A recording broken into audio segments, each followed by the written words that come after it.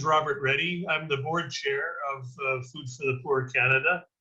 And I just want to say a very big welcome and thank you for all of you for joining with us today. We have, or we'll soon have in attendance, some special guests from the Diplomatic Corps in Ottawa, representatives from the Cooperative Republic of Guyana, from Jamaica, and from St. Kitts and Nevis, and I believe Honduras as well. But my warmest welcome and my big thanks are to you, our donors, our volunteers, and our partners who have provided ongoing support during a year that was challenging for so many charities, for so many individuals.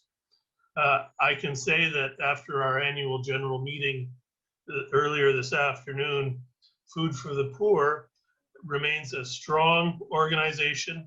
We've accomplished a lot this year because of your continued trust and faith in the work that we do.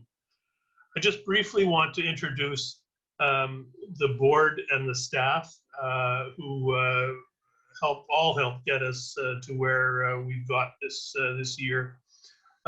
Very briefly, and I guess I would just ask them, to the extent they can, just wave as I say their names.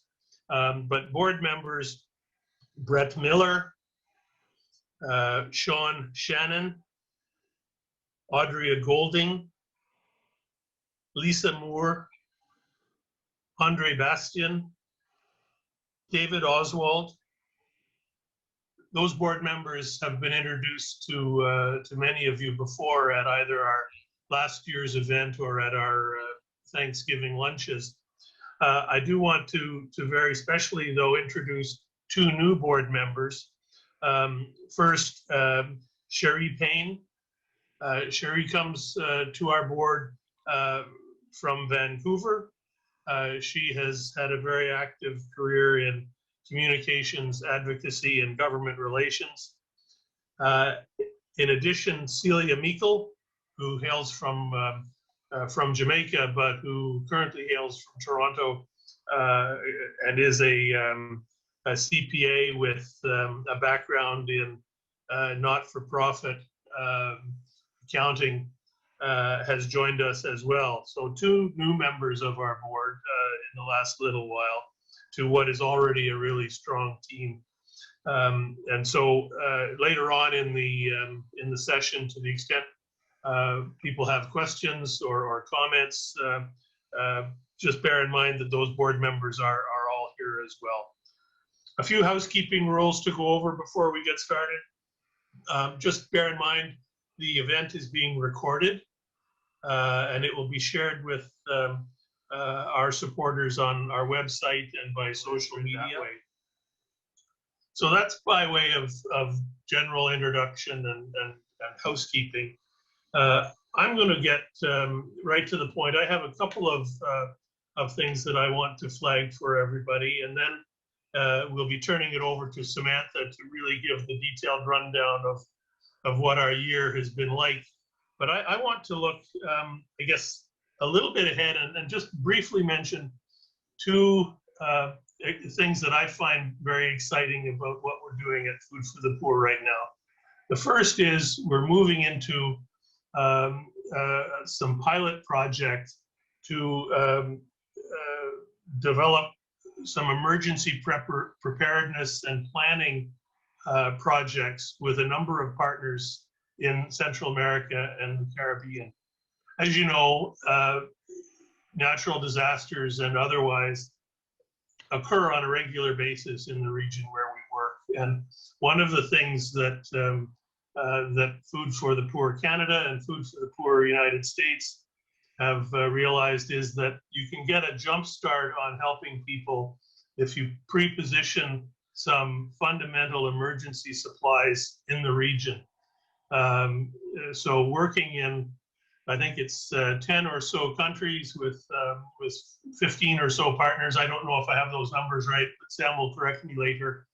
We're looking at trying to put things like water purification, tablets, basic emergency supplies on skids and pre-position them in the region so that when there is an emergency, we're not scrambling here from Toronto or even Miami, but we've got material down in the region that can be deployed quickly. And the thing to remember is with Food for the Poor, we have a great partnership with a number of really reliable and effective organizations in the region who will be able to kick in with us to get these materials distributed in a timely fashion. That's something we're just getting going on, and we're really excited about it. Sam will give you some more flavor for that in her presentation, I'm sure. We also are looking at ways in which we can work with governments in the region, the Caribbean and Central America, to identify opportunities to work together on being a little more proactive in these emergency situations and a little more efficient. One of the things I worry about is around the time of a natural disaster, the proliferation of fundraising efforts that takes place, all good intentioned, all working to do good for people in need. Whether or not it's the most efficient way to raise funds and distribute material is another thing. And I think there's some work we can do with both the representatives of Caribbean and Central American governments here, and maybe even with their governments in the region to improve that kind of reaction. The second thing I want to flag, and I'm not going to spend a lot of time with it, but Food for the Poor Canada, I think, has a very strong brand for reliability, the ability of donors to trust that the money that is given gets where it's going. And so we continue to build on that brand. One of the things the board is doing is improving our governance procedures as an organization. We've had some recent situations in Canada where maybe charity governance has been not as strong as it could be. We're working all the time to improve our governance structures, and we're looking at the possibility of working towards an accreditation with an organization called Imagine Canada. We're not sure yet whether the work involved is going to be significant, or if we're most of the way there. I tend to believe we've come a long way, and that accreditation is something that we could strive for without burdening our organization. But in any event, I wanted to flag those two kind of forward-looking things for your consideration as we talk about Food for the Poor. We're going to continue to build our brand as being a reliable organization, and look at ways in which we can extend into emergency preparedness in a more proactive way. And I think with that, I would call on Samantha Mafood, who you all know, or most of you will know, our executive director, our founding executive director in a Canadian context, to give us her update, please. Thank you. Hi there. It is so lovely to see all of you.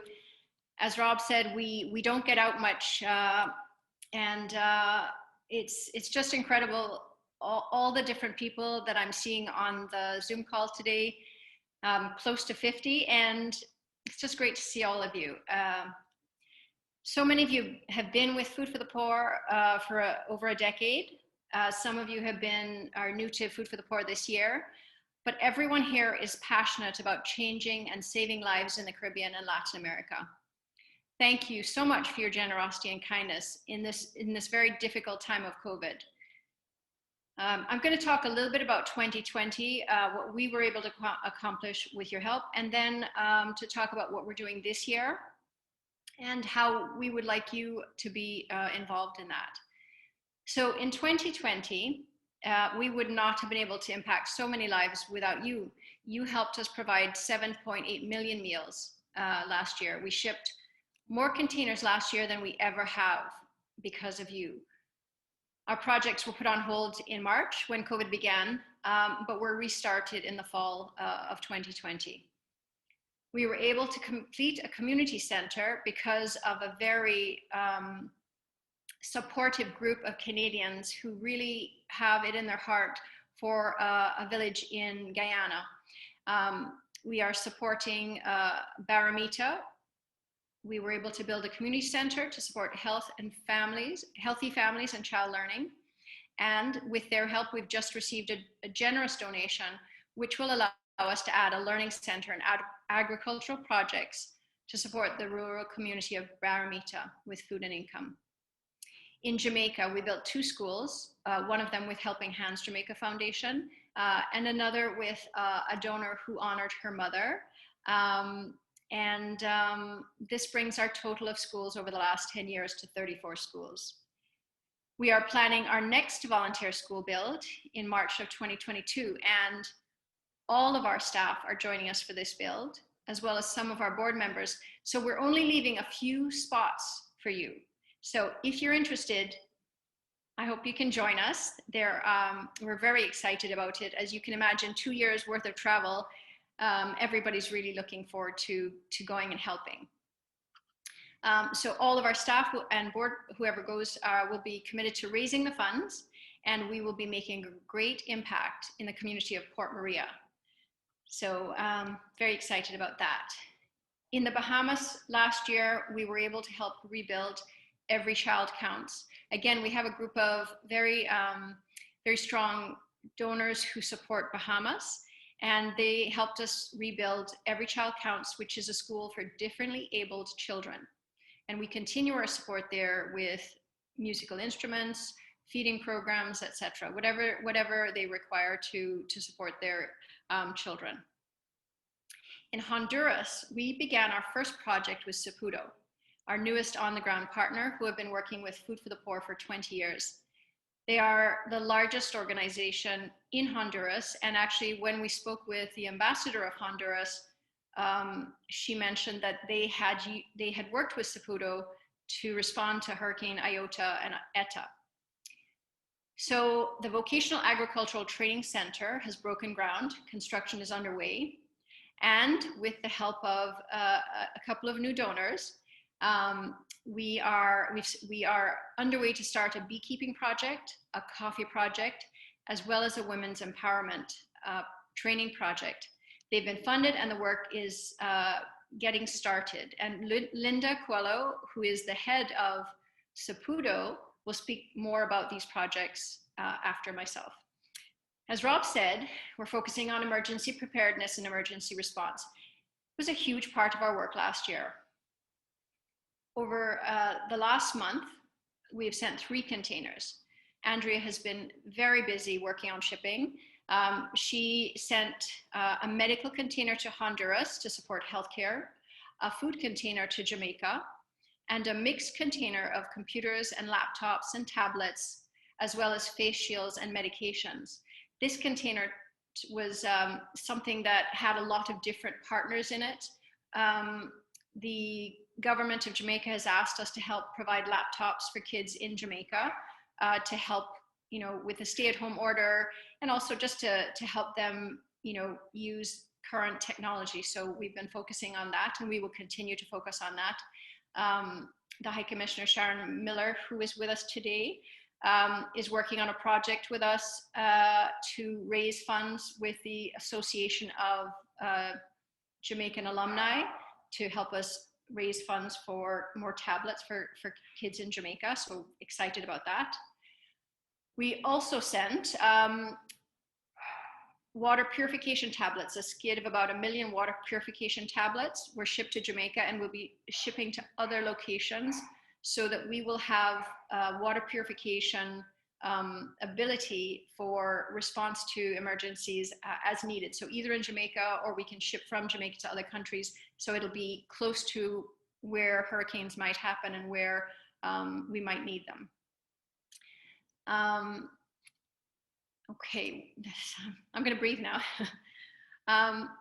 The containers that we send are an important part of our work. Shipping containers support food security and healthcare, but this work is often our hardest to secure funding for. Last year with COVID, you stepped up and helped us purchase rice and beans and ship containers of medical safety equipment and medication. With your help, we shipped 23 containers to Haiti, Jamaica, Guyana, and Honduras. This year and every year, we continue to need your support to allow critical shipments to reach communities, families, and children, and we hope to do more each year. The cost of a container range between $7,000 and $20,000, depending on the type of container. A combination of purchasing essential and urgently needed items, shipping costs, logistical warehousing, skidding, documentation, customs clearance, etc. We hope that our ability to support food security and healthcare will grow, and this can happen with monthly donations, ongoing support, multi-year pledges. There's many different ways. There's so many ways you can affect positive change, and whether it's supporting Food for the Poor's emergency preparedness or spearheading a campaign for community, we would love you to join us on the March 2022 school build. You could include FFPC in your will, or you could donate stocks. These are some of the ways. So think about, is there a way you would like to give, what impact you would like to make, and call our team and we can talk about how we can work together to make lasting change. I've spoken enough for now, and I'd like to introduce Linda Coelho. She's joining us from Honduras, and she has a few of her team with her as well that will take questions after. Linda's going to talk to us about the work of CEPUDO and the projects that FFPC and Canadians are part of in this region. Hi, Linda. Hi, hello, good evening.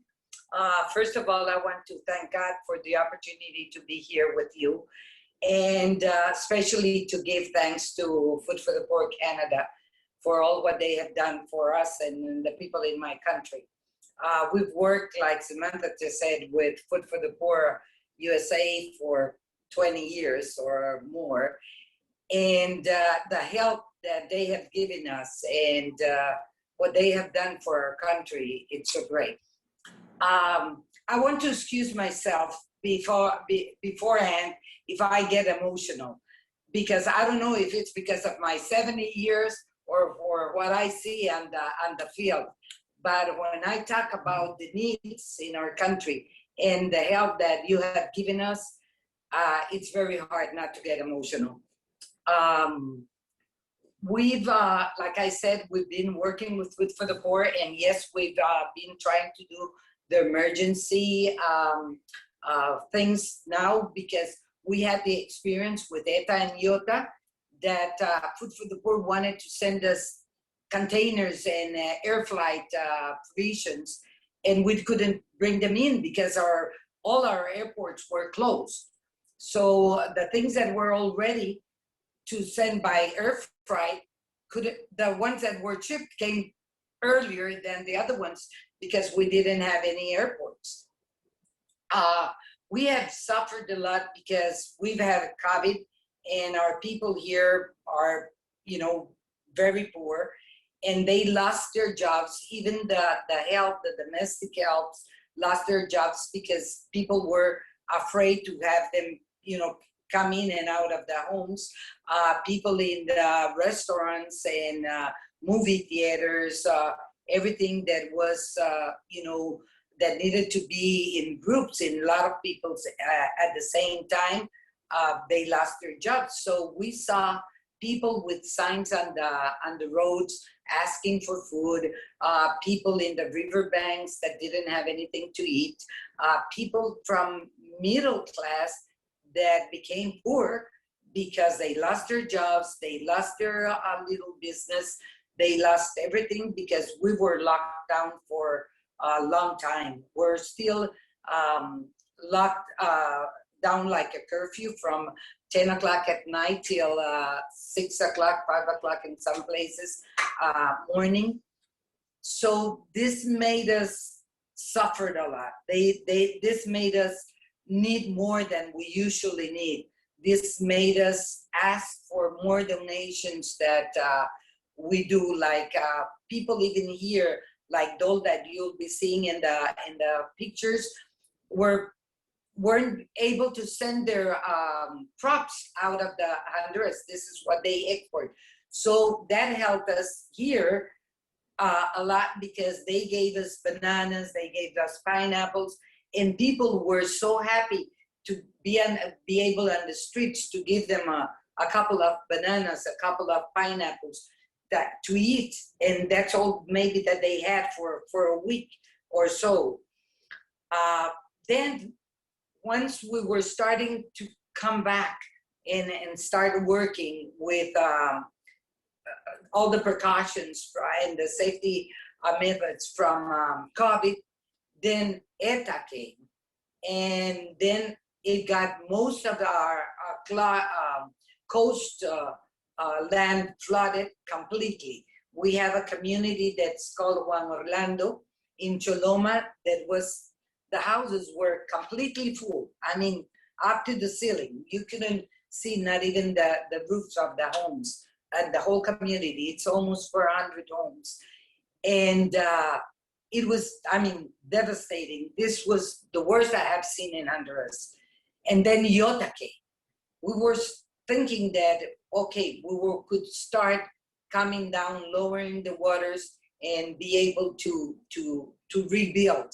And Iota came, and it really hurt us the most. I mean, really, it was devastating. It was something that it was so hard. It was so hard to see the people just being able to work or to provide for their families or to eat, to be able to eat. And so by that time, we could get the containers from Food for the Poor. We got 7 containers from Food for the Poor Canada with medicines, food, dehydrated soups. That helped us so much. It's been helping us so much. And Food for the Poor was, I mean, our angel. It was something that we started buying here in locally because there was not enough for Food for the Poor to send us the containers and have them here on time because of the need. So we started buying locally and distributing. And I want to thank God and my staff that we never stopped one single day, not even with COVID, not even with ETA, not even with Iota. Our staff was there, working on weekends, working early in the morning, leaving at night. Our drivers had to take them home because there was no transportation. And we had a special permit because we're a humanitarian NGO. And I mean, I think the people that work with CEPUDO, if it wasn't for them, we wouldn't have been able to make it. Yes, we are the largest NGO in Honduras, but I think that our staff, our people, what we call the family of CEPUDO, it's what makes the difference. It's what makes us work. We do from a latrine to a clinic to a project like the ones you are funding and giving to us, to a hospital, to homes for the ones that don't have a home and won't be able to have one if it wasn't for you all, for the donors that make this possible. And I cannot say more than thank you and may God bless you and multiply you so that you can continue helping not only Honduras, but the rest of the countries that Food for the Poor works with.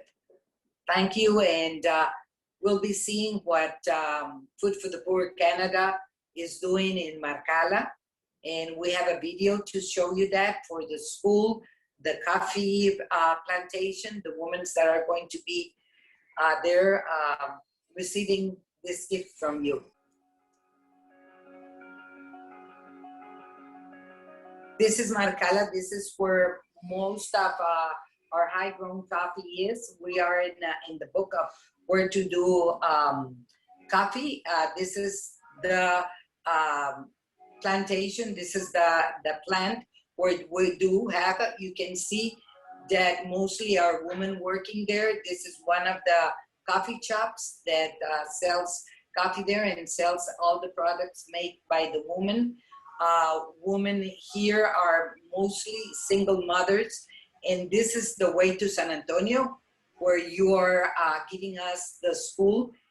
The children would have to cross this river. I think there's some audio from me going through the river to go to school. Now that they have the new school, the one you're funding, they won't have to go through this river. This river that you see so shallow, during winter time grows so much that the children cannot cross it. They cannot go to school, or they take big risks crossing this little river that becomes a huge river with a lot of strength.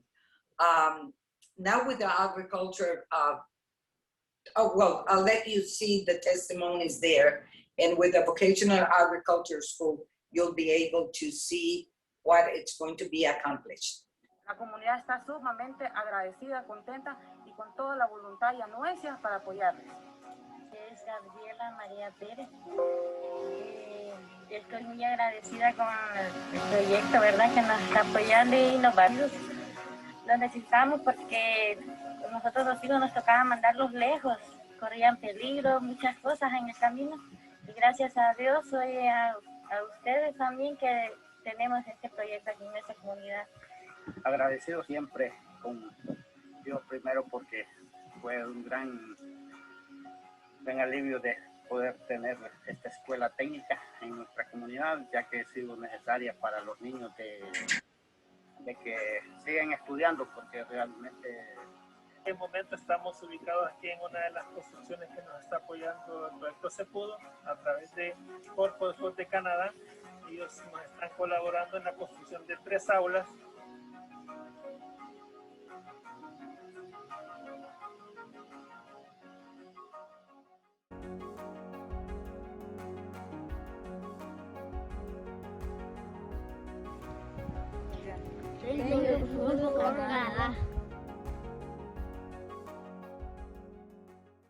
They're going to be getting training in different skills like leadership, different baking, making piñatas, all kind of different skills.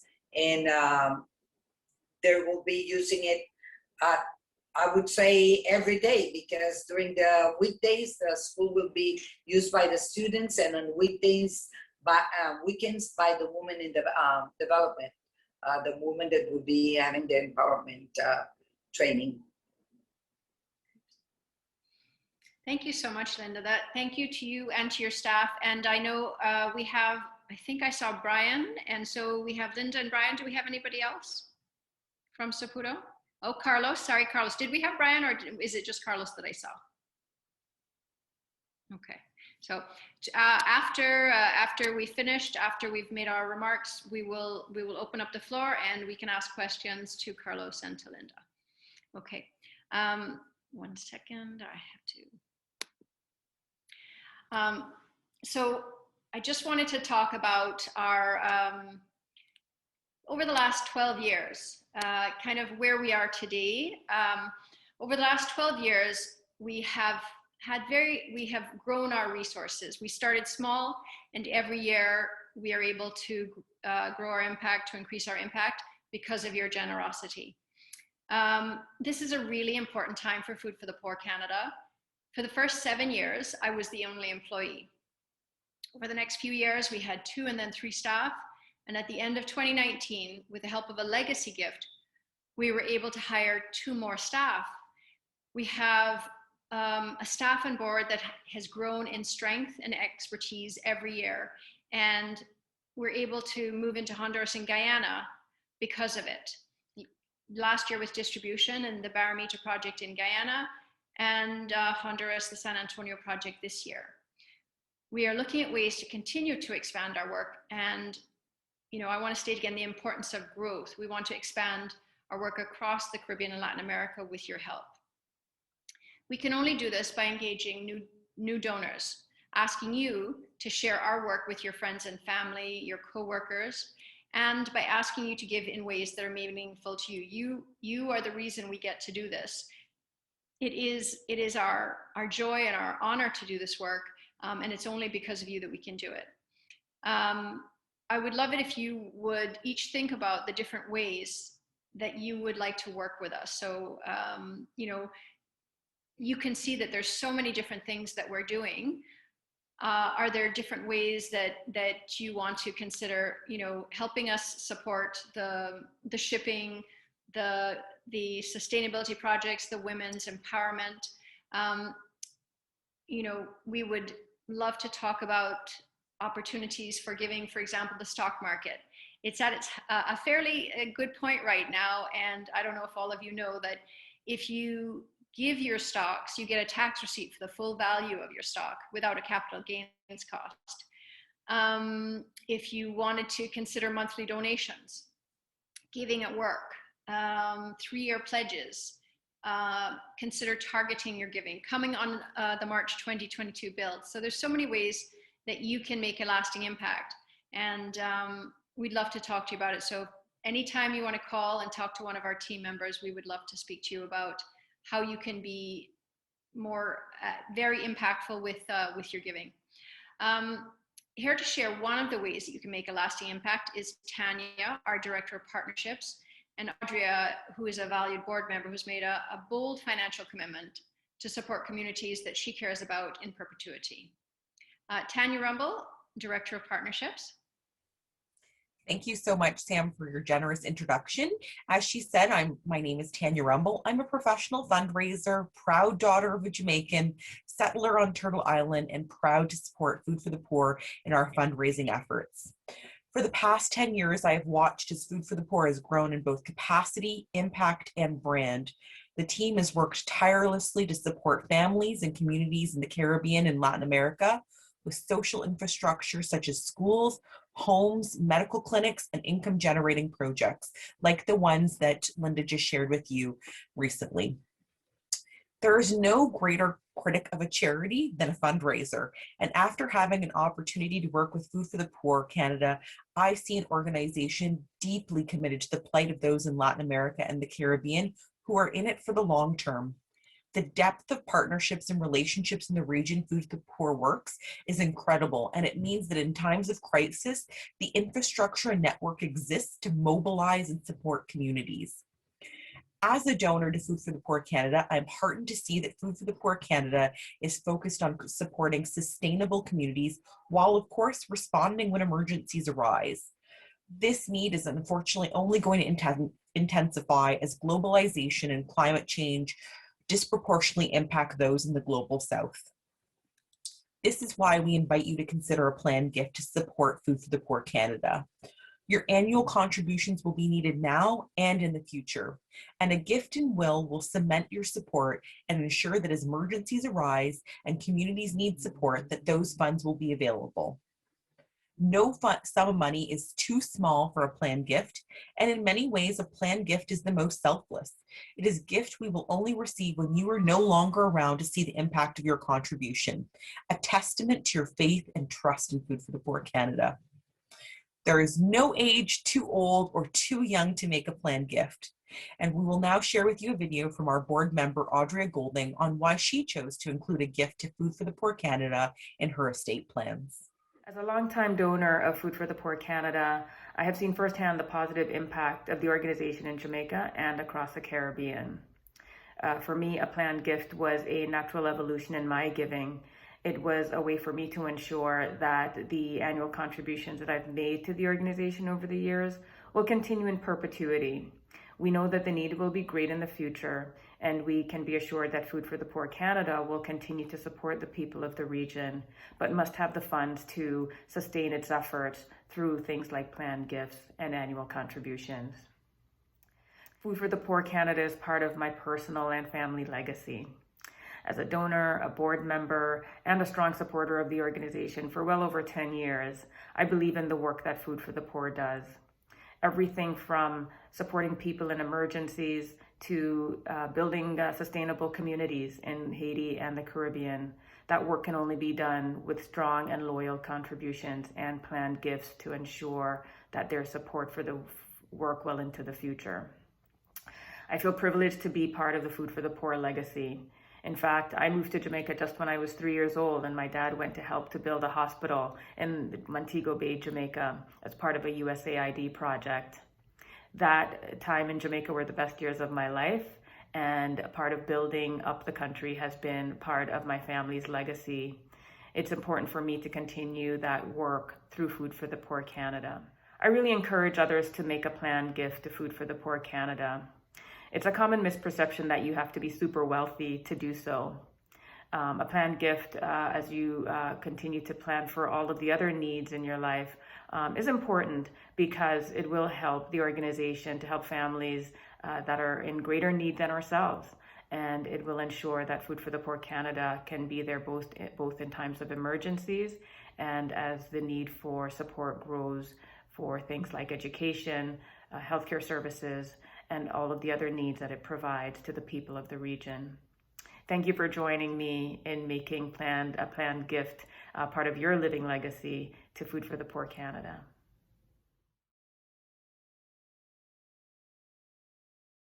Thank you very much, Tanya, and thank you, Audrey, for those remarks. Most appreciated.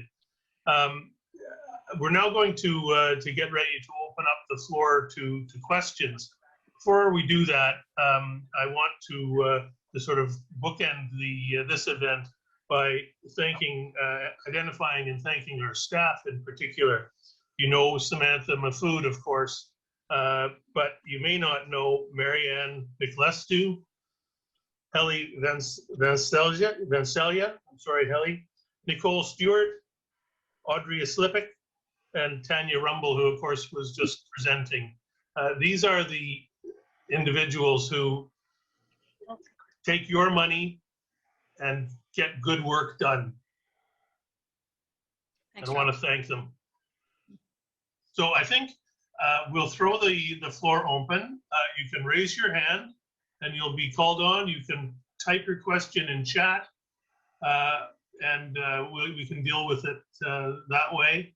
I think while people are maybe mulling over their questions, I would just go back to where Sam was just a few minutes ago, and that is, we hope that some of the projects and initiatives that we've shared with you today have inspired you to reflect on your own philanthropic goals. It doesn't take a large sum of money to make an immediate and a lasting impact. There are a number of ways in which you could support empowering women in Honduras, joining the school build for children to attend in Jamaica, providing housing in Haiti, joining a fundraiser to build up a community in Barrameda, Guyana, or consider a legacy gift.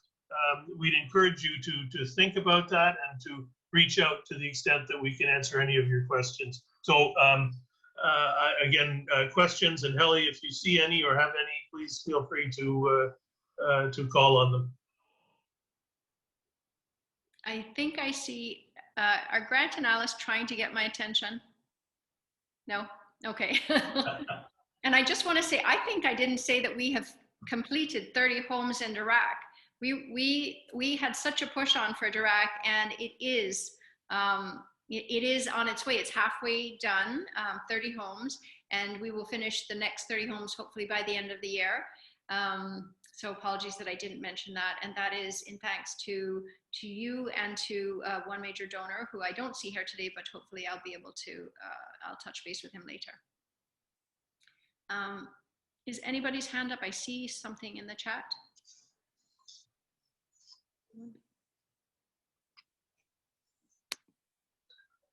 Well, I guess to maybe get us started, I mean, I would have a question that I would just put out to the group that's with us.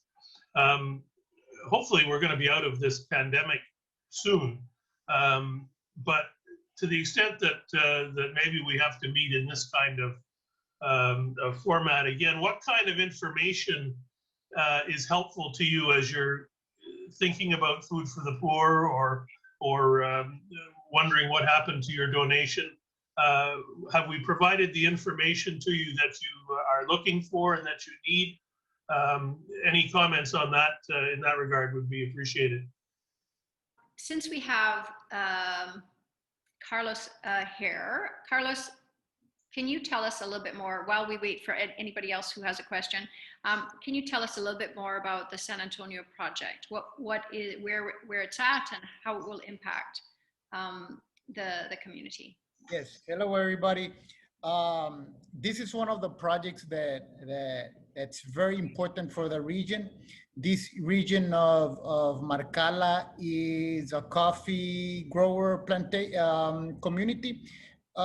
Many people, when they think of coffee growers, they think of not as of poor people. But here in Marcala, many of the farmers are owners of 1 or 2 acres of coffee. And when we went and many of these families are single mothers. I was speaking with one of the farmers that from one of our past projects in the area. And she said that for years, she took out loans and she could only pay, and she was growing just corn and beans, and she could only pay for the loan back. She wasn't able to send her kids to school. And now with a project like the ones that we're doing, this lady has been able to send her kids to school, and now for the first time, she was able to export her coffee directly to a buyer in Germany. The people that are gonna be part of the project are gonna belong to a cooperative that is doing the whole process and doesn't have any intermediaries. And we're trying to give them, and they'll be able to sell organic coffee. So the profit that they get is much more than what they had on before. And the reason that why are we doing the school is that many times, many of the children don't go to school because they have to work on their farms. And they learn agricultural the old way. They don't go to school. So now with this agricultural vocational school, they're gonna be able to learn new techniques and the proper ways to work the land. And afterwards, like Doña Linda was saying, we're gonna use the school for women empowerment. And we're gonna teach women leadership. We're gonna have psychologists. We're gonna have different types of workshops that the women can empower themselves and become able to support their own family. Also, and where we have the coffee. We're trying to have beekeeping as a byproduct so that they can have extra income. And the bees not only will give them extra income, it helps the coffee itself. So it's a nice integral project that we're doing in the community of Marcala. And I know that it's gonna be very, very, very beneficial for the whole community. Thank you so much, Carlos. Thank you. I see Catherine's hand up. You had a question, Catherine? Yes, can you hear me now? Mm-hmm. Seeming I've lost my my video, but I'm hoping it's working. Just to say that we never ever question where our funds are going with Food for the Poor. We have implicit trust because of the absolutely fantastic record that Food for the Poor Canada and the US and Jamaica has had. We're glad to see that we're reaching out to other countries. Que Dios te bendiga a todos en Honduras. And just have one question, and that was in regard to building. We have had a number of people ask us because we've shared the photographs of work that's being done, why the buildings in Jamaica are made of wood and other places they're made of concrete. And also whether there could be additional bills during the winter when some people are sort of, what do they say here? Canadian snowbirds. Yeah. We build concrete and wood in Jamaica. But when we do a volunteer build, we do it in wood because concrete is too difficult to work in for volunteers. Concrete in Jamaica is more expensive, so we can do more buildings with wood. In Haiti, concrete is manufactured by Haitians, and they build the cinder blocks, and so they build in concrete. So depending on the country, the partners will decide which materials they use. So we actually do build. If you have enough money, we will build in concrete. So I don't know if that's answering your question enough, but I know in Guyana they build on stilts in wood. So it depends. Every country is different. Mm-hmm. Thank you. Okay, thank you. Thanks, Sam. Maybe two questions that have come in. First of all, Himmel has a couple of questions related to COVID impacts. Himmel, can I ask you to unmute and get into your questions? And while you're doing that, Sam, there was a question from Jennifer who wanted to know about the trees that we plant as part of our Gifts of Hope. Right. So we plant generally about 6 trees with each home that we build. So we try and plant fruit trees and, like avocado or mango or whatever. So each house that we build, and we have built about 150 homes over the last few years. We also do like the coffee trees. We're doing those this year, and we are working with Food for the Poor Jamaica they have Haiti and Jamaica both have tree planting that they do aside from house trees, but they have, just general planting. So I know, Jennifer, you have been supporting the Gifts of Hope trees for a long time and really appreciate that. And it's a combination. It's either, we love to plant trees, especially in Haiti with the homes, because then the ownership of the trees to help them grow. And but then we do also have mass planting that, with a large donation, we can do mass plantings of trees in intensive ways. And then again, the supporting coffee growing, etc. Now, Himmel had asked about growing our donor database and how did COVID hurt or help Food for the Poor last year. COVID showed us that you are interested in sharing what you have and taking care of people. We got more donations last year for food support and emergency support than we ever have, because this was a true emergency. And because of that, we had so many donors that supported us. Unfortunately, the projects, our projects bring, we normally do a lot more projects than we do shipping.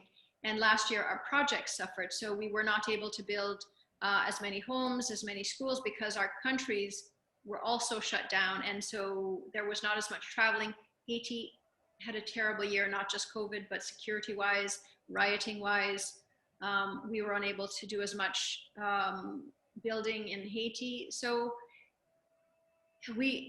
COVID allowed us to do a lot more food aid and medical aid, but much less projects. So and projects bring in a lot of money for us. And so we didn't make budget last year for the first time because we weren't able to do projects. So that was tough.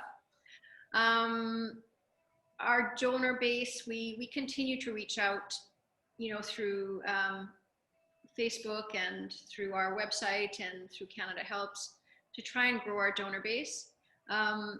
It's hard because unless you unless you find us or unless we find you, you know, a lot of people in Canada don't know about Food for the Poor and the work that we're doing. If you know, and if you go to any of the countries we work in, we are one of the most respected organizations doing great work on the ground, but a lot of Canadians don't know about us. So my ask to you as advocates for Food for the Poor is to tell friends and family to forward e-blasts, because we need your help in spreading the word, and I appreciate that if you could do that.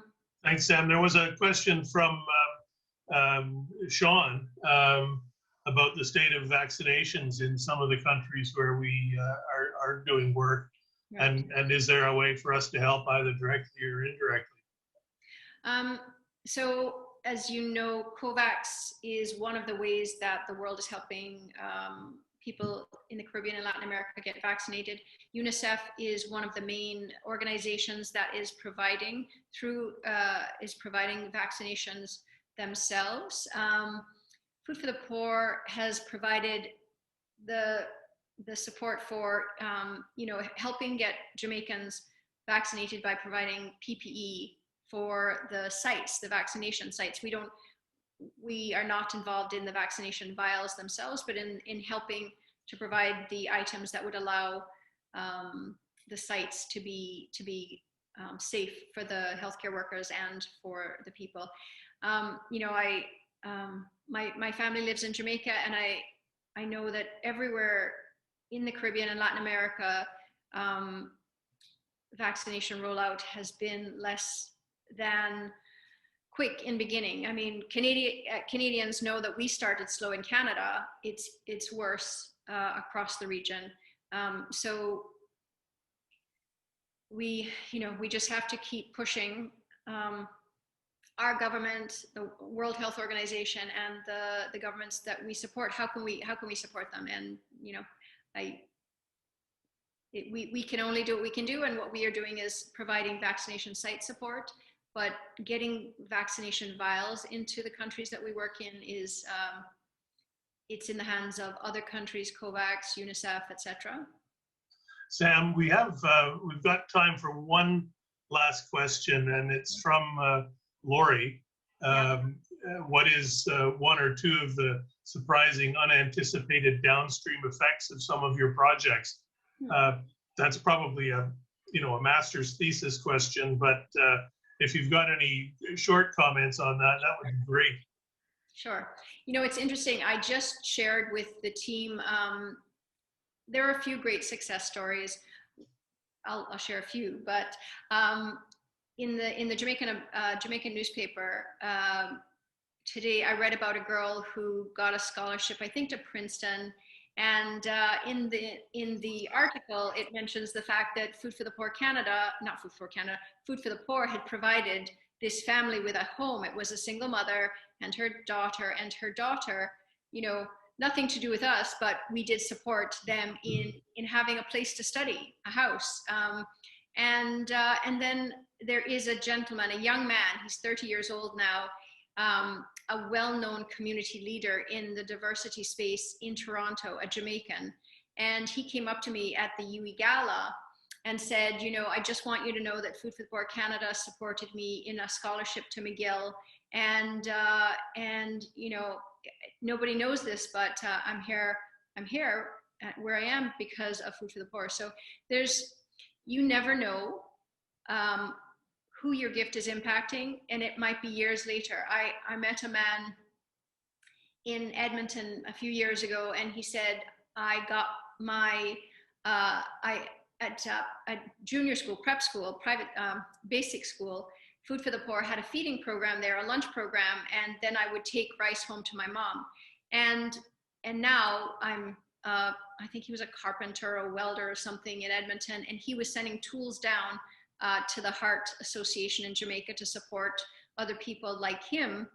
And so there's so many ways that you don't know you're touching somebody by giving them the opportunities, by giving them a helping hand, a hand up. So you don't know who you're affecting until one day they come and they knock on your door and they tell you. So Sam, we need to wrap it up, but I've been told that I've missed High Commissioner Miller, who perhaps had a question, okay. and we didn't call on her. High Commissioner, if you're still with us, did you have a question? Thank you very much. I did not have a question, but I Oh. couldn't leave without saying commendations for the work that you have done. Being a Jamaican, of course, I'm aware of Food for the Poor, has always been aware of Food for the Poor. But hearing the reports this evening and seeing the videos, I am in awe of what you do. And I look forward to working with you much more closely. Thank you. Thank you very much. Well, I think Sam and everyone, I think that brings us to a close. Again, I want to thank everybody for participating. We're going to put up a slide that will have information with regard to donations, just that you can write down. We've also added the link to our donation page in the chat, or will do shortly. And Helly is going to follow up with an email to you to highlight a few of the key points from today's reception. And I would just ask anyone who has a question that didn't get answered tonight, or you want to go into something in a little more detail, just reach out to the staff, and they'll be happy to guide you through to the information you need. I don't think that I have anything more to say, which is probably a relief to all of you, other than to thank you again for being with us, and thank you for your donations over the past year and years. Good night, everyone. Thank you. Bye, everyone. Nice to see you. Bye, Thank Stephanie. you, everyone. Bye, everyone. Bye, Katie. Bye-bye. Bye, Robert. Bye. Bless you. Bye. Bye. Bye. Bye.